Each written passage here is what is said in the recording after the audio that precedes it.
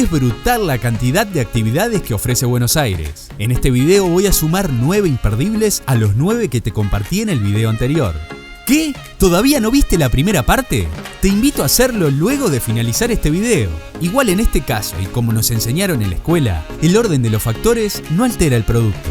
Si es tu primera vez acá y buscas información, trucos y consejos para planear tus viajes con mayor facilidad, empezá ahora por suscribirte y activar la campanita para no perderte de nada.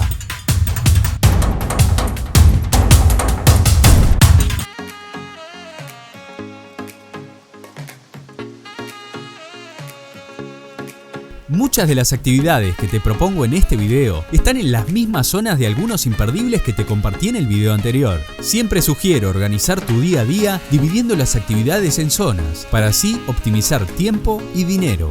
Dicho eso, vamos a la lista de imperdibles. Café Tortoni. Fundado en 1858, el Tortoni es uno de los cafés más antiguos de Buenos Aires. Está ubicado en el número 825 de la Avenida de Mayo, muy cerquita de la Plaza de Mayo. Está dentro de la lista de los bares notables de la ciudad de Buenos Aires, por su antigüedad y porque ha desempeñado un papel muy importante en la promoción cultural argentina. Durante la primera mitad del siglo XX, se reunían allí grandes representantes de las letras y las artes para organizar actividades de difusión cultural. Un lugar imperdible para visitar y de paso probar su famoso sándwich y chocolate con churros. Teatro Colón. Al mismo nivel que la Ópera de Viena o la Scala de Milán, se encuentra el Teatro Colón de Buenos Aires. Inaugurado el 25 de mayo de 1908, el Colón ha sido testigo de la actuación de los artistas más importantes del siglo XX. En el año 2010, el edificio fue restaurado, conservando su esplendor original. Un buen plan puede ser asistir a alguna de sus muchas funciones, realizar una visita guiada para conocer la historia del lugar o simplemente disfrutar de un ensayo gratis en sus instalaciones. Cementerio de la Recoleta. Quizás te parezca raro que te sugiera visitar un cementerio en tu viaje a Buenos Aires. Es que el Cementerio de la Recoleta no es un cementerio cualquiera, es más bien un museo al aire libre, una completa clase de arte e historia argentina. En sus caminos principales y estrechos pasajes, con más de 4.800 bóvedas y gran cantidad de esculturas de diversos estilos arquitectónicos, irás encontrando tumbas de diferentes personajes de gran renombre, entre los que destacan Evita Perón, Carlos Pellegrini y Bartolomé Mitre. Librería El Ateneo. En el año 2000, el antiguo Teatro Gran Splendid, ubicado en la Avenida Santa Fe al 1800, fue convertido en librería y en poco tiempo se ganó el lugar entre las más lindas del mundo. Conserva todos los detalles del esplendoroso teatro, su telón, sus balcones, los frescos en su cúpula, incluso el escenario, que ahora funciona como café. Un lugar muy recomendable para los amantes de la lectura o simplemente para quienes quieran apreciar la mágica arquitectura del edificio. Jardín Botánico. El Jardín Botánico Carlos Thays es un excelente espacio para pasear, relajarse y disfrutar de la naturaleza en medio de la ruidosa ciudad de Buenos Aires.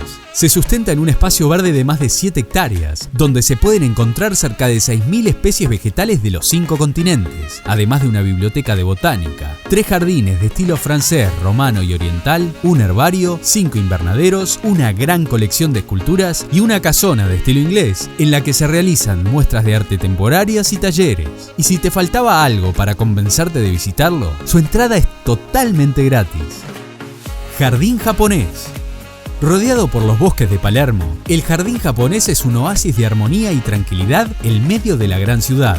Es un espacio donde los caprichos de la naturaleza se mezclan de buena manera con la mano del hombre. Está administrado por la Fundación Cultural Argentino-Japonesa, por lo que a menudo es utilizado como lugar de celebración de las fiestas tradicionales japonesas. Las instalaciones cuentan con una biblioteca de temática japonesa, un restaurante y una casa de té. Además, allí se dictan numerosos cursos de cocina japonesa y cultivo de bonsáis.